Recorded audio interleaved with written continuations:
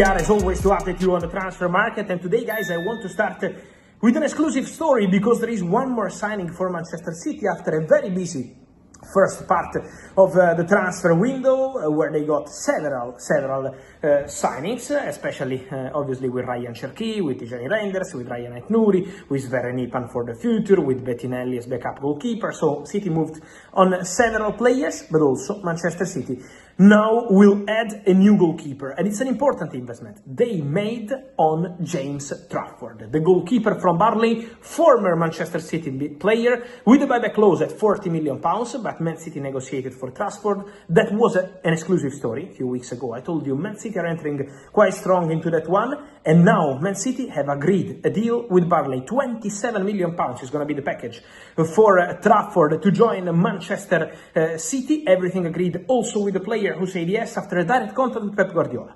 Pep got involved in the story, spoke to the player, and Trafford said yes to Manchester City. Medical test on Monday, 5-year contract, 1-year option, and so Trafford to Manchester City is a here we go, new goalkeeper for the citizens. Now let's see what happens with the other goalkeepers. City are looking for a solution for Stefan Ortega, who wants to be the first goalkeeper, and this season there is still Ederson there, so not an easy one at all. Ederson spoke to Galatasaray, but Galatasaray, as of today, never presented a bid to Manchester City, so still quite that story. Let's see what happens with Ortega. Meanwhile, City decide to close the deal for James Trafford, new goalkeeper for Pep Guardiola. Many movements, guys, also on several other stories. I wanted to start telling you about Chelsea, because many Chelsea fans sent us messages here and on other platforms saying, okay, but what's going on with Xavi Simons, what's going on with Hato? Maybe Hato is on hold because of Renato Veiga, maybe Xavi Simons is on hold. No, guys. Chelsea are working on that. Then it's not that you close the deals in 24 hours always.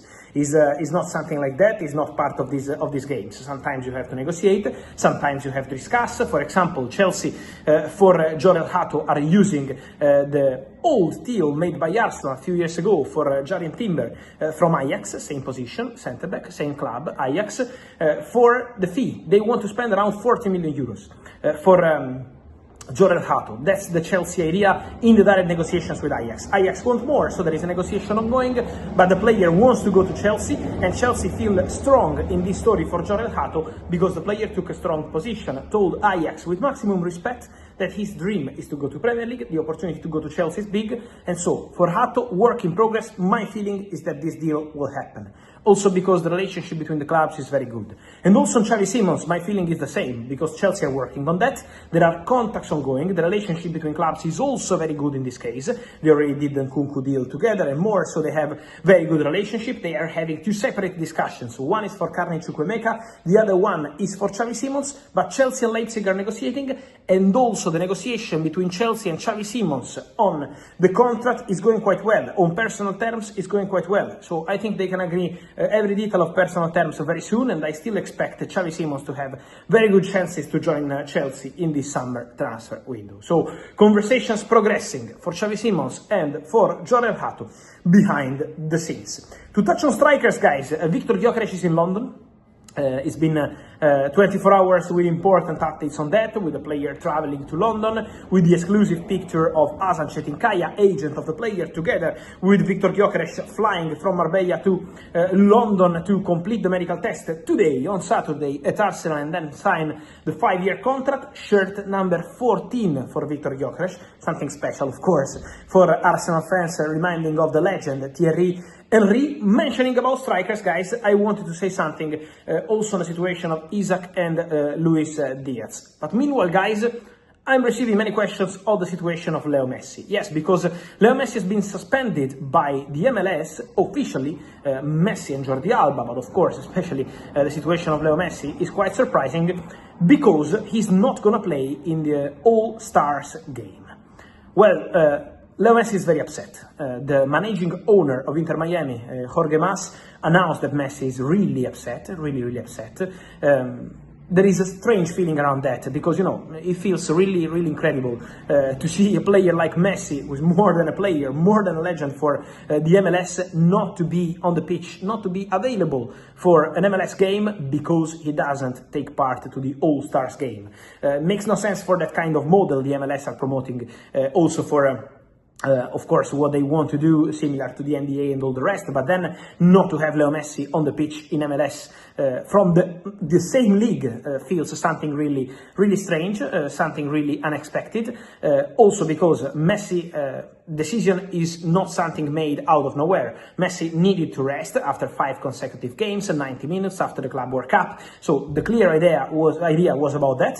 But now Messi will not be able to play. So it feels really strange also because we all know how the movement around Leo Messi is increasing completely, all the numbers, all the attention around the MLS. Also was the opportunity, the next MLS game, for Inter Miami and Adidas to present the new third kit with Leo Messi, and now Messi not going to be on the pitch. So incredible, really, feels really, really strange to see something like that for MLS, and so we can confirm, as the managing owner said, Leo Messi is really disappointed, he's extremely disappointed. Then we know about contract talks. Meanwhile, Inter Miami signed Rodrigo De Paul. It's official, it's confirmed, the story for 15 million euros, but feels really surprising to see the situation around Leo Messi.